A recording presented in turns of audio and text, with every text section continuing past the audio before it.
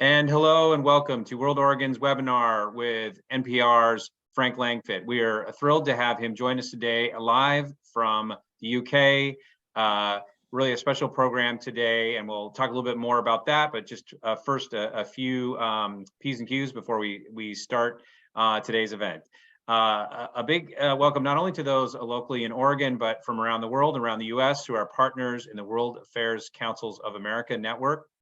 Who are joining in, and National Public Radio fans worldwide.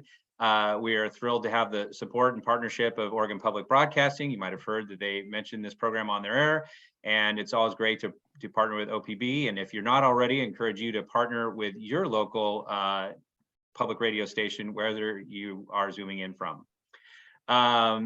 Again, today's program is for not only World Oregon members, but the general public. That is made possible through generous support of partners in the community, as well as individuals like you.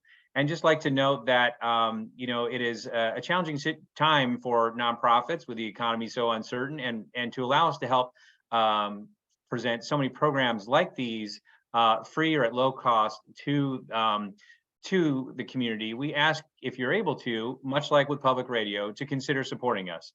And so I'm pasting into the chat a link for your consideration for donation. May not be quite as exciting as a public radio drive that you hear, but it's our version of that, and ask for your consideration as we try to close out 2022 with your support.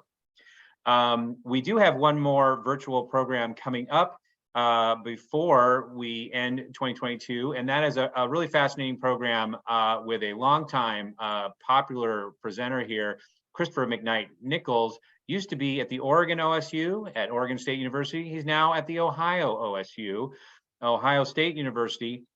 That program is Thursday at noon. Just posted the link in the chat. It's free as well. I encourage you to register and join us. And there's a book for possible purchase that he will be discussing.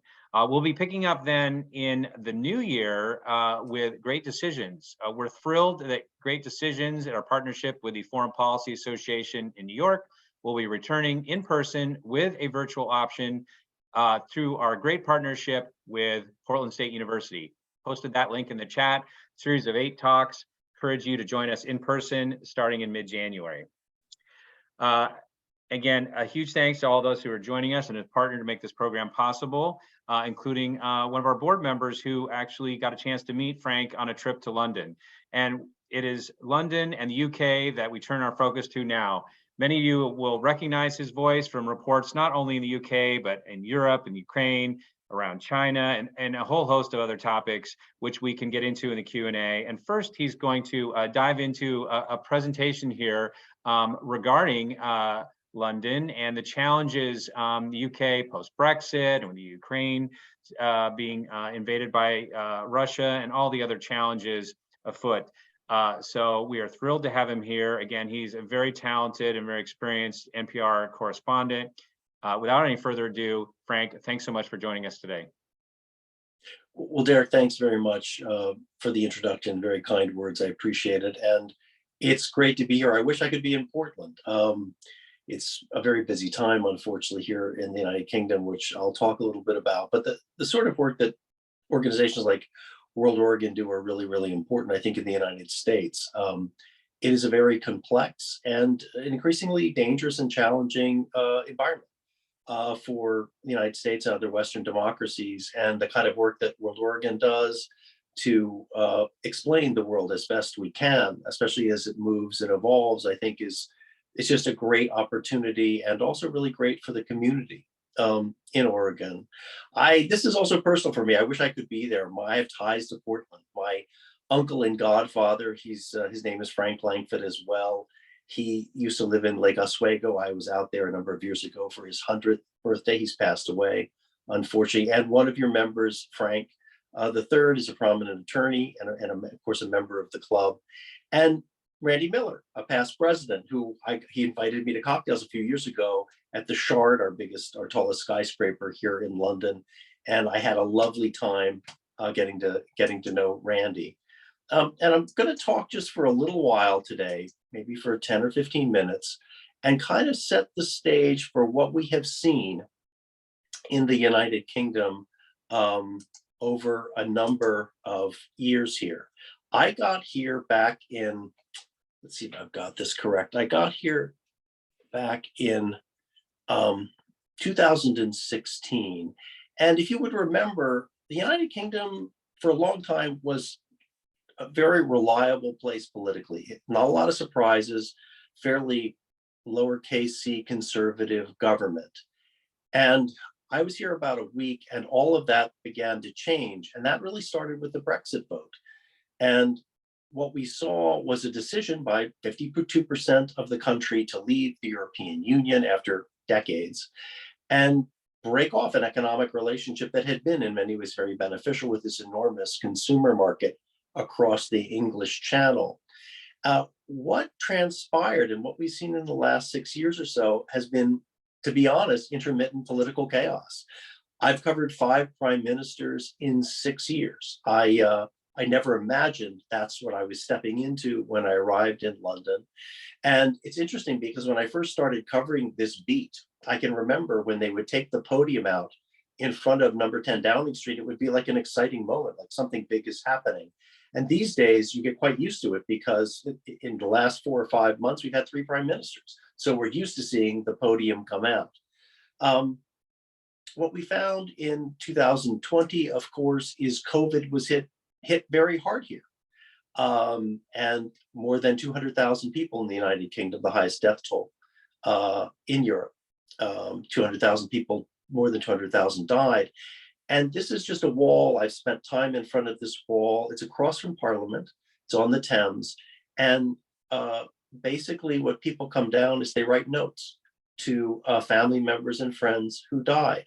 Well, during COVID, of course, there's a lot of influence around the world. The United Kingdom reacts to different kinds of things. And when the Black Lives Matter protests kicked off in the United States, they followed very quickly here. And I covered here, this is in Bristol, where you can see a statue of a former slave trader was torn down and thrown into the harbor. And then, as we've seen, it's been very packed with news during my time here. In February, of course, as Derek was mentioning, we saw the Russian invasion of Ukraine, and I was there a couple of weeks before the war, and I've been in and out ever since. I'll be going back for the anniversary in January and February. And as you can see here to the left, this is a Ukrainian howitzer team that I spent some time with, got to learn how this is actually a Russian howitzer that they took off the Russians. And this is early on in the war. The picture to the right, as we were moving across the country, we often had to stop and go into basements and because of cruise missile attacks. And actually in that photograph, I'm writing a script for All Things Considered for that night. Of course, here in the United Kingdom, it's been really a time of relentless change. In September, the Queen, after 70 years on the throne, passed away. And that was a big outpouring and a real milestone in this country. As she was the only monarch most people, certainly in the United Kingdom, around the world knew. And now we have a new, less popular King Charles. And if you've been paying attention, as I can tell you, my job really, I cover all kinds of things. Of course, just in the last week, we have this Netflix documentary of sorts created by Meghan and Harry that's creating a lot of stir here and I guess getting attention in the United States. The next 3 episodes will drop on Thursday. And where we find ourselves now here in the United Kingdom is at a very challenging time because of the war in Ukraine, in large part. We're facing 10% inflation. Just this morning, we had our first big rail strike. And as you can see here to the right, this is actually a calendar of all the strikes that we have coming in the next couple of weeks. And you can see it's everybody from the Royal Mail to nurses in the National Health Service. And really the only time I'm going to be able to get into London probably, I think, is during a lull in the action on Thursday. Now, how did the United Kingdom get to this place? I want to explain a little bit about how this all evolved. Brexit was really a civil war in many senses inside the Conservative Party over the relationship with Europe. And it was driven in part by a lot of immigration that was not checked because the United Kingdom was inside the European Union and part of that, being in that club means you accept, free movement of people. But it was also driven, it hasn't been covered as well, I think, by the austerity measures that were brought on by the global financial crisis. And so there was a lot of cuts to funding. People felt like their communities couldn't absorb these immigrants. There was a lot of anger boiling up. Enter Boris Johnson. And what he was able to do was convince people that leaving the European Union would make their lives better. And I think what we found so far is that many people would view it, some here, but certainly around the world, as one of the biggest self-inflicted wounds by a democracy, a major democracy, in really, in recent decades. And we've seen economically, it has hurt, not dramatically. It will probably be a slow impact on the economy here over time in terms of trade, but it's no doubt it has diminished the country's global standing. Now, one of the things that's been going on here, I think, is that many in the UK, some, particularly conservative people, conservative voters, have not fully come to terms with the fact that the United Kingdom in some ways is a middle power. And there's a nostalgia that you run across for World War II, the era of Churchill. And what Boris Johnson was able to do, I think, because he's charismatic, he can be very funny and very personable, he was really great at making people here feel good about themselves and good about their country. And in 2019, they basically hired him, gave him a landslide in the election to get Brexit finished, which he ended up indeed doing. But the problem with someone like Johnson is that while he's a good showman by British political standards, not particularly interested in detail or policy, not a terribly serious person, and also, historically proven to be a liar. Initially, he didn't pay a lot of attention to COVID. He downplayed it. He ended up, of course, in the intensive care unit, and it became a very cautionary tale. To get out of COVID, the government did make, I think, some very good moves here. One is they did a great job with the vaccine. They did get the vaccine, rolled it out very well through the National Health Service to people. They also had to spend huge sums to save lots of jobs. And the conservative government actually was quite, fiscally liberal in that sense. The problem now, inevitably, is that the country faces as much as a $50 billion hole in the budget. And what we're seeing here right now, today, in the Christmas season, is these public sector's workers, in rail workers, healthcare workers, many of them have been losing purchasing power for the last decade because of austerity and a lack of investment. And so we now see them coming out and striking. The next election is in 2024, and the Labour Party is 20 points ahead of the Conservatives. And so I guess one of the questions that I think about is where does the UK go from here? How does it get out of this situation? And also, what are the implications for the United States? Now, the answer to some degree is really in the hands of Rishi Sunak. He's the new prime minister. As you know, he was a former chancellor of the Exchequer. He worked with Goldman Sachs. He does know his way around finance, and in some ways is a good person for this. But he's been very upfront with the public that this is going to require some major cuts, which will be very unpopular. In the wings is Keir Starmer, the Labour leader. He's a former Crown prosecutor. He's a good speaker, a very earnest guy, not exactly charismatic. And I think that a Labour leader who had a great message and was also, frankly, a great presence, the Conservative Party would be in greater trouble, even greater trouble than they are now. The expectation is that Labour will win in 2024. And it all depends on how Sunak does. He's going to try to minimize those losses. And of course, Starmer's going to try to, frankly, run up the score as high as he can in that election. And from his perspective, banish the Conservatives to the political wilderness if he can do that. For the United States, the stakes are pretty important. The United States sees the United Kingdom as a particularly important partner in terms of China, which, as Derek was saying, I spent about 10 years in China altogether in the 90s and also in the last decade. And what we saw a number of years ago, I guess 3 or so, the United States put a lot of pressure on the United Kingdom to push Huawei out of its telecom infrastructure because of concerns about security. And there was a lot of resistance, but they went along with it in part because they are very reliant on the United States as sort of their key and most powerful diplomatic partner. The relations with China here are really fascinating and don't always get as much attention. I spent quite a bit of time on it. And I'll give you an example of just what's happened the last couple of months, which may have flown under the radar, but I did some work on it. A couple of months ago, pro-democracy protesters from Hong Kong went to the Chinese consulate in Manchester and staged protests. Now, a lot of people have come from Hong Kong because it's a former British colony, and many of them have come here because the Brits have actually welcomed them to say, you know, we understand things are not working out as the Chinese had promised politically in Hong Kong, and we're happy to take you in part also because people from Hong Kong are quite well-to-do and understand British culture.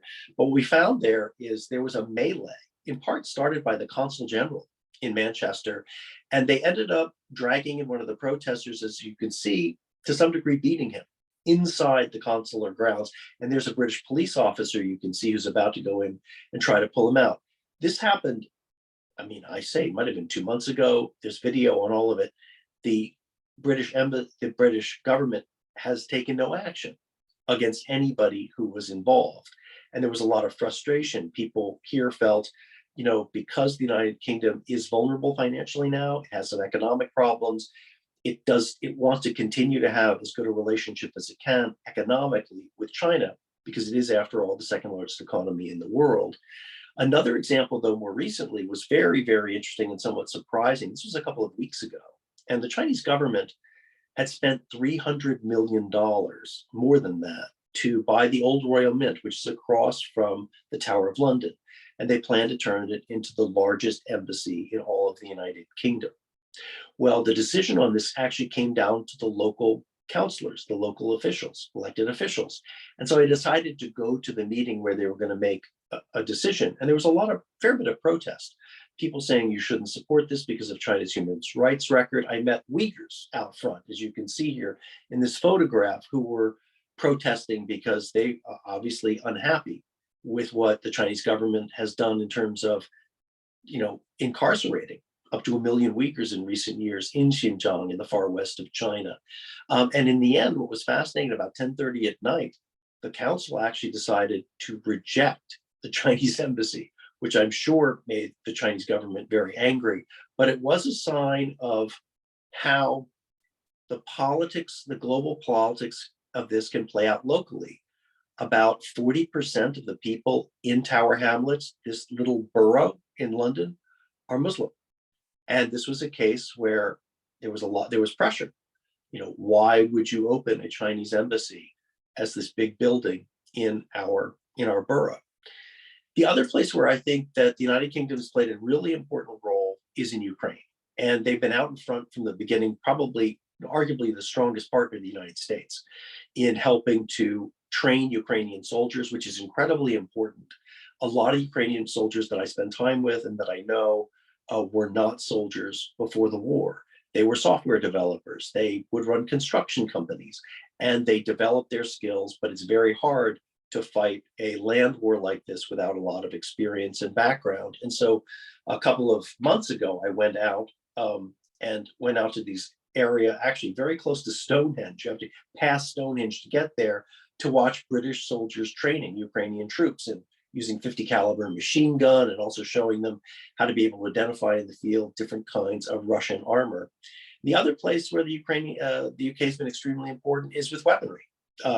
If you would remember early on in the war, in February, early March, the Javelin anti-tank missiles and the NLAW anti-tank missiles from the United Kingdom were very important in taking out tanks in the suburbs of Kyiv and eventually forcing the Russians back. There, as you'll see on the left, is an NLAW, and on the right you can kind of get a sense of what this is. A headquarters that I visited in Mykolaiv at the time, back in April, and there I'm with one of the commanders that I know, and we're in front of the municipal building in Mykolaiv, which was hit by a cruise missile early on in the war. One of the challenges, though, and where I think this all comes together economically and politically, is given the kind of pressure that we have here in the United Kingdom, high inflation, very high energy prices, big budget problems, and you see this in other parts of Europe. One of the questions is, how long can a coalition hold together to continue to keep pumping so many weapons into Ukraine and giving great support? If you look at the polls here, 62%, the last poll I saw, of people are still supportive of the United Kingdom's role in Ukraine. But when I was leaving those training fields that I showed you near Stonehenge, someone from the Ministry of Defense said he was concerned because he could see that looking at the poll, younger people were not as interesting and not as interested and not as supportive. So one of the questions is, as we get through this winter, we look towards next winter, we look at big budget problems, we look at the Russian government continuing to use fuel and energy as a weapon, how long will that hold up? And that's a question, obviously, that's on the minds of not only President Zelensky, but most of the Ukrainian people who are watching elections as they played out, particularly the midterms in the United States. That's it for me in terms of just sort of basic background. And what I'd love to do is happily now take questions from anybody. Great. Thank you so much, Frank. This is Tim DeRoche, Director of Programs here at WorldOregon. We've got a few questions coming in from the audience. Please do post your questions in the Q&A box on the bottom of your Zoom screen, and we will see where we go with it. Let's start with, we've got a question about Scotland, which is, can you explain the political process of Scotland, and if they wanted to seek independence again, and in your view, what's the likelihood of that? Yeah, that's a great question, and I'm fascinated by Scotland. I've spent a lot of time in Scotland over the years. Here's the situation right now.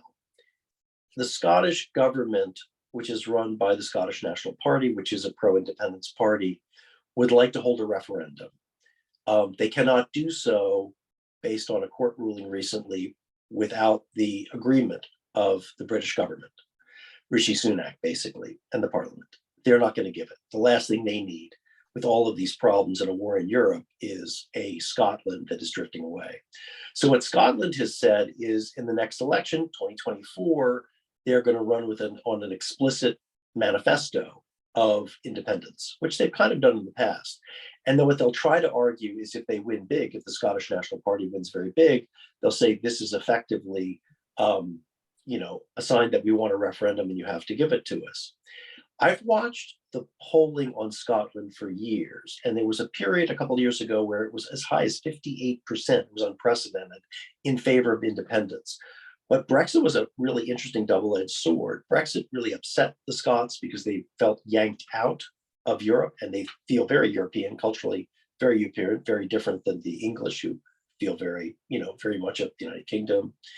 And what the Scots sort of felt after that was, we don't feel like we have any control. We're always going to get outvoted by the English. But then, as they saw as Brexit was so difficult, they began to think, well, if we split up from the United Kingdom, we actually have a land border.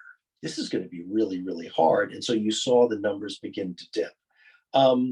At this point, I don't expect, even if there were a referendum, I don't expect a big margin. And I think that I watch the polls closely, and there may be 50-50 at best. And they've already lost a referendum back in 2014, the Scottish National Party. So they would never want to take this back to the people unless they knew they had it in the bag.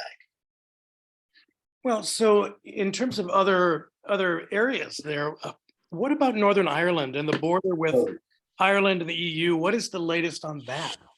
Well, that's pretty much a mess. And what happened was, this is kind of amazing, Tim. Nobody talked about Northern Ireland and the border between Northern Ireland and the Republic of Ireland, which of course is still in the EU. In the lead up to the Brexit campaign, it was not even a matter really of public discussion. And it was like they woke up after the Brexit vote and said, oh, right, we have Northern Ireland. And no one had figured out how to deal with trade. And so they have a very imperfect system there, where there are checks that the EU wants because it doesn't want leakage of products coming over, basically smuggling, from Great Britain. into Northern Ireland and then down into the Irish Republic. And Northern Ireland is very fraught politically. The longer term thing that's interesting to watch here is there's generally been a sense in my time, it's been over a number of years now, in Northern Ireland and the Irish Republic, that reunification is inevitable. The question is when and how you would do it without thoroughly frightening Protestant unionists in Northern Ireland. But if you look at polls in the United Kingdom and certainly in Northern Ireland and elsewhere, there's an expectation this will happen. The time frame is the question. I think with everything else going on, there's not a rush to do this, nor is there a logical way to do it. But the majority of people in the United Kingdom, in the last polls I saw, do not expect the United Kingdom to look the way it does 10 years from now than the way it does now. And that's another interesting thing for the United States is here's a key ally in Europe. It's had a very turbulent time, and it may be headed towards some kind of breakup. Well, you mentioned this in your presentation, the toppling of statues and related with Black Lives Matter and George Floyd. But in thinking of that, I couldn't help but think of this with the death of Queen Elizabeth, the legacy of colonialism, and really thinking about the British Empire. And I know there's a lot of ambivalence across, former colonies about her passing. How is that playing out, and how do people feel? Is the monarchy seen as relevant or irrelevant at this point? And also to that point, how's King Charles doing so far? Not that badly. I mean, it's a low bar because you got to remember they're not great expectations. His mother was very good at her job. You may not have liked the monarchy, but even people who didn't like the monarchy liked her. I mean, one of the greatest examples was John Lydon, Johnny Rotten of the Sex Pistols, who, of course, wrote God Save the Queen. And when he was interviewed during her most recent Jubilee, he said, I don't like the monarchy, but I really respect the Queen. And I think that sort of says it all. She was more popular than the monarchy. So the monarchy now faces a challenge. It's lost its great symbol. And Charles, in part because of the crown and other things, the breakup of his marriage and his treatment of Princess Diana, people remember it very well. In fact, it's even filtered down to young generations. When I was up in Scotland in the Highlands in a village, and I was waiting for the Queen's hearse to come down from Balmoral, and I was talking to some British Nigerians, including a family, and I said, "What do you think of King Charles?" And this 8-year-old boy, Nigerian British boy, said, "Well, the way he treated Diana and the way he went on with Camilla," and I just thought, this is incredible. An 8-year-old boy, the first thing out of his mouth is the breakup of that marriage. I think it's a really interesting time here because there is a reassessment of colonialism. There's a lot of pressure now on the British Museum to give back the Elgin marbles to Greece. It's interesting, if you have seen the Prince Harry and Meghan documentary, there's a big focus on colonialism and race. It's one of the things that they're focusing on. And there's been a lot there. I mean, obviously, Black Lives Matter really got that issue back on the agenda. I think people are divided here. Older white British people, as you might imagine, particularly conservative ones, will say, stop talking down the country. Younger, urban, white, and people of color will say it's a different, it's a different country. It's changing, and we're not taught much. This is true. Not taught much about empire in school. We need to at least recognize a lot of that. And you hear more and more about an understanding of the triangular slave trade, whereas the United States had plantations. There weren't plantations here, but the British ran plantations in the Caribbean. So it is very much on the agenda, and it's interesting to watch Prince Harry and Meghan making it a very big part of the message that they're sending. Well, interesting, you brought up with Brexit, it being, in essence, a civil war, and you looked at the issues, immigration, austerity measures, the pointing of blame, and then you look at this generational divide that happened with the vote on Brexit, and these things were, fairly simultaneously happening with populist and nativist movements in this country. How is that playing out? And are you seeing a pushback of not teaching history or not teaching the legacy of these of colonialism, or are people trying to whitewash over this? I think that there's a big generation gap there, and I think there are probably a lot of British Tory voters. Remember, this. If you go to London, it's an incredibly diverse city. It's incredibly cosmopolitan. The country itself is still 80% white. It's not like the United States, and it's easy to forget that if you spend the majority of your time in London. I think that conservatives do feel very put upon.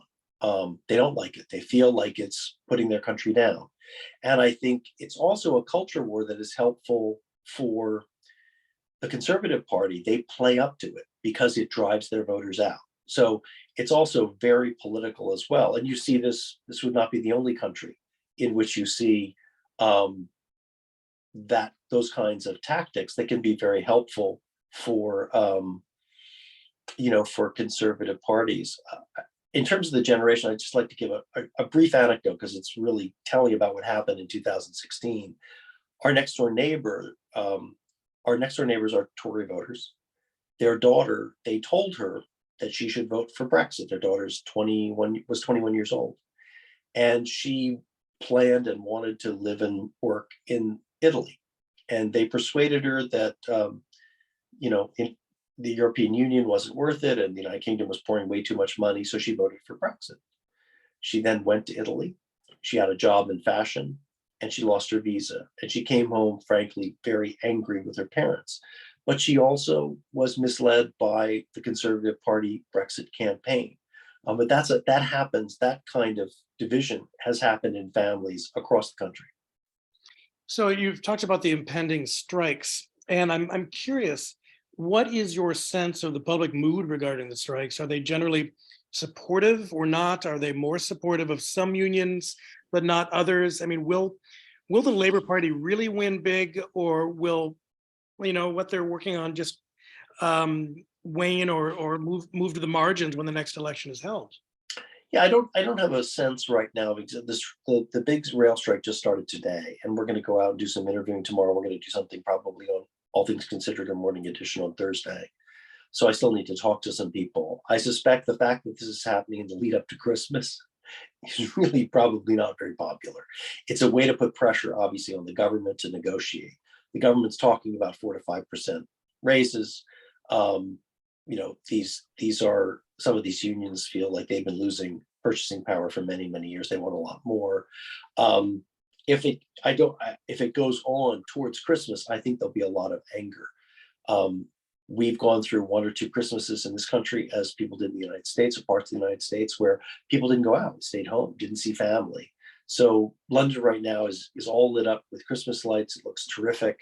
And if this goes on much longer, I think, especially if it gets close to Christmas, people will probably be fairly irritated. In terms of the Labor Party, we have a long way to go to 2024.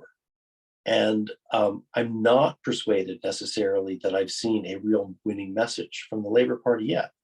This is their election to lose, but they're going to have to do a good job and galvanize people and not simply rely on the fact that the Conservatives have been in power for 12 years and things have not been going well. And a lot of the problems of the country, since they've been in power so long, can be laid at their doorstep.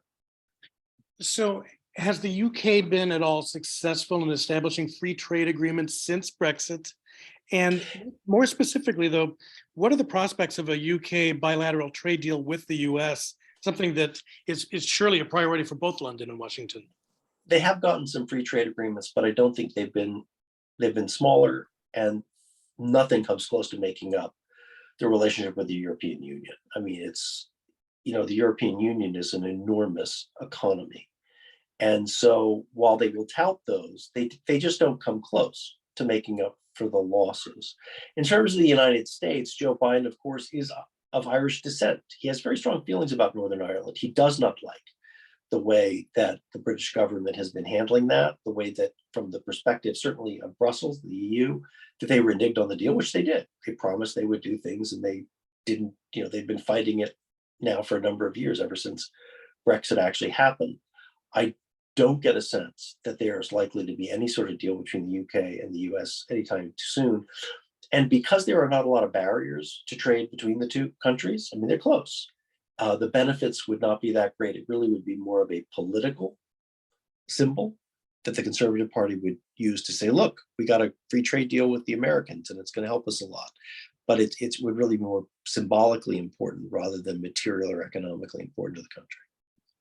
Thinking about UK and US relations, what is the mood in terms of Brits' relationship or thoughts on the US? I mean, data showed increased negativity for the last administration, and that had an impact on all kinds of things, including travel to the US. Has that shifted? Yeah, a lot. So I would say that, I cover NATO, and I also cover the European Union off and on. And the Trump presidency did a lot of damage to America's image in Europe. And people said on the record, they weren't sure they knew the country. They felt they knew it, but then they couldn't understand this. And then the series of policies, which are antithetical to a lot of European values. The election of Joe Biden and the midterms, I think, have helped a lot. What they're watching is 2024, as the rest of the world is watching, to see what happens in 2024. And whether it's, is it, the big question, I think, from a European perspective and a British perspective is, do they get somebody who is a traditional transatlanticist, somebody who looks back on World War II and the relationship between the United States and these other Western democracies, particularly vis-a-vis the authoritarian challenges that the West faces now in Russia, but even more so in the long run, certainly in China. That's what I think that they're going to be looking for.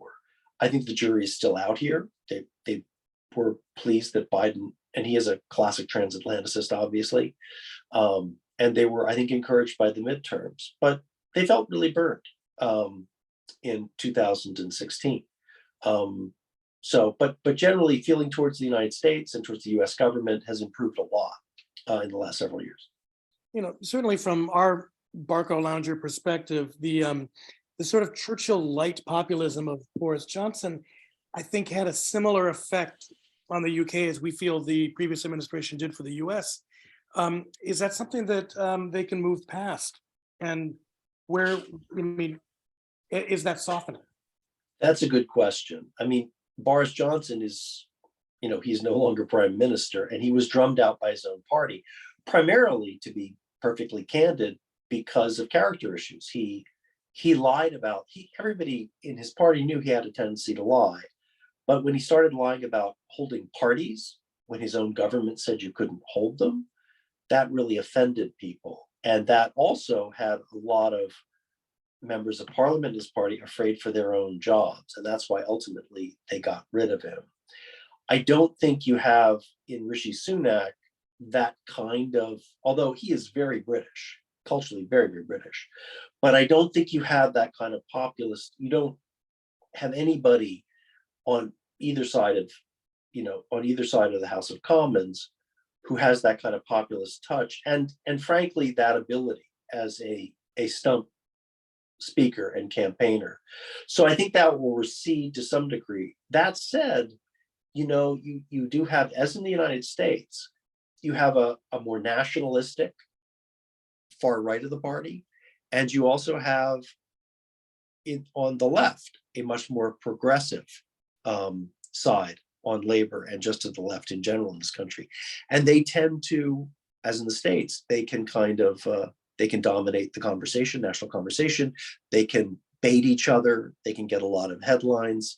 So the one thing, though, is that while there may be a desire to scapegoat one or the other in terms of the economic situation here, the economic problems are really serious and they're going to affect people. And I think it's very important that you just can't keep doing that, especially if you've been in power for 12 years.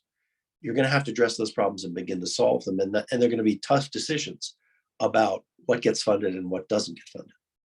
Now, do you see down the road a sort of oops, we made a mistake moment? And will the UK try and rejoin the EU at some point? Not anytime soon, and the EU wouldn't have them back. I think the EU looks at the United Kingdom in the way, to some degree, Europe was also looking at the United States in 2016, which is, you need to work out who you guys are before we want to have much else to do with you. What I have seen, particularly economically, we now see a majority of people, and this we've never seen before, over 60% thinks Brexit is not going well, and a much smaller percentage thinks that it's going well. So I think that given the economic stresses, people recognize that Brexit is certainly not a help. But it's a long way, given how incredibly excruciating Brexit was, and how leaders in the European Union and in Brussels feel like the United Kingdom government, the British government, they were not good partners. They didn't follow through on what they promised, and they're constantly battling. I don't think that it would be at least half a generation before we would see a movement to return to that, and that Brussels would even be willing to talk. Well, and now thinking about that question of, who are they, getting their house in order, how big of a blow to the English psyche do you think the English exit to the French in the World Cup was? It's hard, they're used to it. I mean, they're like the Boston Red Sox before the Boston Red Sox won the World Series. I mean, they haven't won since 1966. They did invent the game. And the last few years, they've been very excited because Gareth Southgate, Harry Kane, Gareth Southgate is seen as a very good coach, and people have been very excited. But it was excruciating. I was with friends watching when, if people watch this, Harry Kane missing that penalty shot, and they were very gracious about it. They took responsibility for it. It's always hard, and they're used to losing. It's always painful. They did very well in the Euros, whatever it was, a couple of years ago.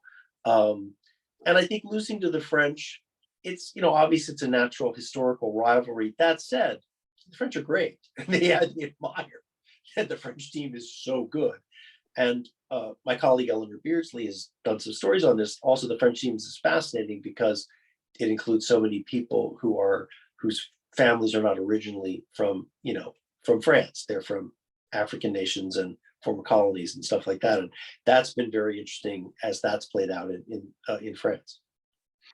So, going back to another geopolitical question that I'm sure is on the minds of everyone here today is, what can we glean from the latest season of the British Baking Show? What does this tell us about life and politics?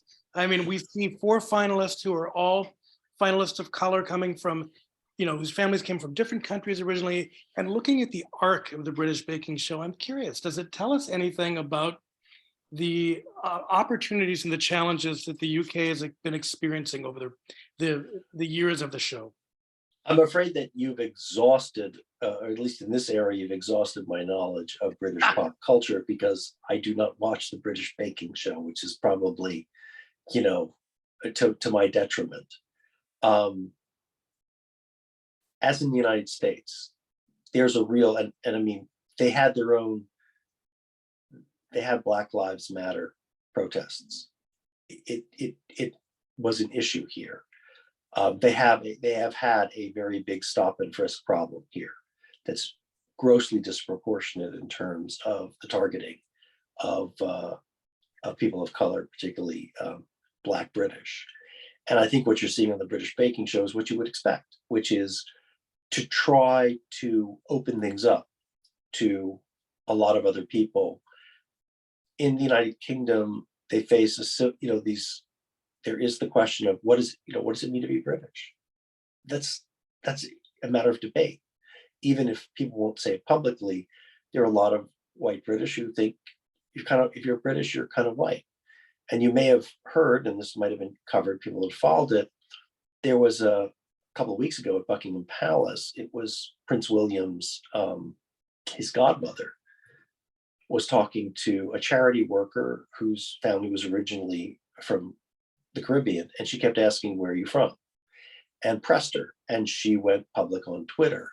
And for a lot of people in the United Kingdom and certainly the United States, the way that is, the way that that's sometimes framed makes them feel like, you don't think I'm British. So this is very much in public conversation in this country, just as it is in the United States. And so I think in the casting of the, in terms of the British Bake Off, that makes sense based on what people are talking about here and what the concerns are. So, on a darker side of pop culture, I'm noting that the new Wall Street Journal editor is coming from the Sunday Times. And I'm wondering if the British realize how influential Rupert Murdoch has been in the US. Well, they sure know how influential he's been here, which is enormous. And many people would have the same criticisms in the United States in terms of a coarsening of public discourse and the role that the British tabloids, the conservative British tabloids, have played here. They're familiar with Fox News. They know what Fox News is. They absolutely know who Murdoch is, and they're aware of the influence that he has had over time in the United States. And they pay attention to a great deal of attention to American politics. I've covered a number of elections in this country, and as an American, it's great fun because I travel to the north of England. I go to smaller towns, just as one would go to smaller towns in the Midwest of the United States. And I ask a lot of questions, but then inevitably I get a lot of questions about American politics because people are very curious about the US. So with Sunak facing budget cuts, how vulnerable is the National Health Service in particular? So the National Health Service is in real trouble and has been in trouble for years. It's been underfunded for a long time. And people are really feeling it. I know doctors who left a few years ago because they found it just completely exhausting, and they went working for private organizations. And what we hear a lot of is it takes a long, long time to get an appointment. I was actually on the road. This was incredible. I was driving from Warsaw into Ukraine, and I met a man who was going there because he couldn't get support from the NHS for some stem cell therapy, and he'd be able to find this is a war zone. He'd be able to find a hospital and specialists in Kyiv who could do it. So he had actually been driven. He was a quadriplegic. He'd been driven from England all the way to Kyiv. And there are stories of people who wait outside of emergency rooms and wait for treatment for a long time. I think what Sunak is probably going to have to do is he's going to have to spend a lot of money towards the NHS because it's a point of pride. It's very important. It's a part of fabric of the country. And many people recognize that it's been underfunded and it's been brutal on the workers, particularly who did a great job during COVID, even though they were underpaid and overworked. Public health has certainly been, I think, on all of our minds. It's certainly become and been elevated as it should be for the issue that it is. The other thing that we've been reading a lot about, but I haven't heard a lot about in terms of the UK's role is COP27. How did that play out, and what is the feeling at home for UK's climate policy and where it's going? Yeah, they face a bit of a dilemma. I mean, like most countries, they are way behind in implementing anything that is going to keep temperatures from rising relatively quickly. And we just had a case last week, or I guess it was this week. No, it was last week, and I covered it because I went to see it. They've just reopened their first coal mine in 30 years in this country. And I went up to visit the mine months ago, about a year ago, because I covered COP when it was in Glasgow last year. And it's metallurgical coal, but it was sort of symbolic, sort of saying, given the energy challenges and the need for jobs in this community, very much economic and political, they're reopening a mine, which is quite something for a country that hosted COP last year. And even the head, basically the UK government official who was running COP was against it and said so when this happened last week, but it was the British government that decided to do it. So I think keeping up is a challenge. What's really interesting is Extinction Rebellion, which you may or may not be familiar with. They started off in the Cotswolds outside of London. They're an international organization, And they have done a lot of shutdowns of roads here over the last few years. And there have been bills that have gone through the parliament that are designed to allow police officers to arrest people based on what they think is the intent, to glue their hands to a bus or something like that. So the Conservative Party, the Conservative Party still has a majority, a strong majority in the House of Commons, and they're moving to try to, fend off what we're seeing a lot more of, some of these protests, including, the soup being thrown on paintings, Van Gogh's in the National Gallery on Trafalgar Square. The other issue that you've touched on, and it sounds like you're going back to Ukraine to report, is how is it playing out? What is the conversation in London for people, and what effect is it having? And where do you, I know that you're a reporter and not a fortune teller, but how do you see Ukraine playing out? One of the things I'm going to do is, because I haven't reported this out, I'm probably going to head to Europe. I'll spend more time here, but then I'll head to Europe, maybe January, and spend time at NATO and at the EU and talking to people and saying, because when I was first in Ukraine at the beginning of the war, when I left Ukraine, I went to Brussels and went straight to NATO to talk to people. And Europe had changed. They really did organize very well, better than certainly President Putin thought they would. But the question now I have is, okay, it's almost a year on now. This is a war that doesn't look like it's wrapping up soon. It would take a tremendous amount of weaponry to push the Russians out, presumably, although they've lost a lot of territory, but they are digging in on the other side of the Dnieper River in Kherson and places like that. And I'm going to be asking these very questions. I think I don't know what I'll find, but I think that there will be concerns about how long can the West continue to fund this with all of the challenges that they face. And it'll be interesting to see what people say. But that's a story that I have to report out. But those are like the big questions I have. It's where they see it going. Also, I was looking at, this was 5-6 months ago, I was looking at production of weapons. It was not a problem then. It is a problem now. And there are questions in the United States, I believe, of whether even the US to some degree has all the weapons that it would like to have. And certainly we've seen that in some other countries in Europe, because the arms lift to Ukraine, I was talking to somebody in the US State Department about this, is the biggest and fastest really since the Yom Kippur War in the early 1970s in the Middle East. And so it's, how long can you keep that up in terms of production lines and also in terms of money and tax money. Great. So I'm going to ask one more question. We're going to bring Derek back on after that, but I'm curious. So you have reported from China, you've reported from East Africa, you've been in London, and you've seen the world go through an incredible amount of careening and crisis. What continues to inspire you? What excites you about getting up every day, and what gives you a little bit of hope about where we're going as a planet and a people?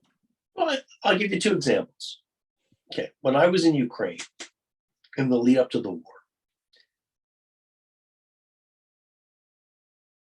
I knew that the Russians are coming. We had very good contacts in the Pentagon. They were telling us, you should get out of there because it's going to be really bad. And President Zelensky was telling them something else, even though he knew what was coming. To watch the Ukrainians go from people who thought this would never happen to an armed populace that has not only stopped the invasion, but they pushed them back in Kharkiv, in Kherson. And I spent a lot of time in Kherson and Mykolaiv down in the south. It's where I mostly have focused my efforts. It's remarkable. And it's a different country than it was 10 months ago, and different people. And what I find inspiring is, for them, not only is it existential, but it's about principles, sovereignty, democracy, free speech. And many of them have already died for this. That's extraordinary. And it's a lesson for people around the world. The second example I'll give is a friend of mine that I went to college with, whose name is Maria Ressa. And Maria runs a news website in the Philippines. Some of you guys might have heard of her. And she took on the Duterte regime when they had a campaign of murdering drug dealers and many other people back in 2016. And Duterte sort of used disinformation against her and has filed many, many cases against her. And she keeps fighting. And she won't flee the Philippines, even though she's looking at 100 years in prison. And I was just talking to her this morning. And of course, a year ago, I flew to Oslo because she got the Nobel Peace Prize. So it's interesting. We're in a period when I feel like the stakes are very high. And that's also an opportunity for people to step up and define who they are. And I've seen that with my college classmate, and I've also seen it with tons of ordinary people in Ukraine. And I find that absolutely inspiring. I mean, in Ukraine, legends and heroes are being made. Ordinary folks are becoming completely different people. And I got to tell you, to see it, it's remarkable.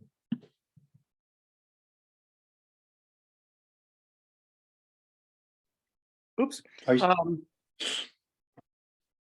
Great. Frank, thanks so much. It makes me feel good that you feel so good about the future of journalism. And thanks for great presentation, good perspective, fantastic answers to some really wonderful questions. And Derek, take us out into the day. Yeah, amazing finish to that, and really some praise coming in from the audience. And again, thank you, those of you who zoomed in from around the US, around the world, with our World Affairs Councils of America partners, our partners in public radio. Again, if you haven't already, support your NPR local station here in Oregon, OPB. They've been a great partner. We've had Tom Goldman, who lives here in Portland, has spoken for us, Lulu Garcia Navarro, Ari Shapiro, lots of others. We continue to partner with these amazing journalists. Frank, such a fabulous presentation. Audience, if you have the ability to assist World Oregon to put on more of these programs, encourage you to do so. I've posted the link in the chat. You have one more chance to hear a great program before we take a break for the end of the calendar year. And there's the link here in the chat for the program tomorrow at noon. Excuse me, Thursday at noon. And Frank, again, thank you so much. Look us up when you're here in Portland visiting your family, and keep up the amazing reporting. Well, Tim and Derek, thank you very much. And World Oregon, thanks for having me. And I'll see you all on the radio. Sounds great. All right, thanks everyone. Stay safe, stay healthy. Bye-bye. Bye-bye.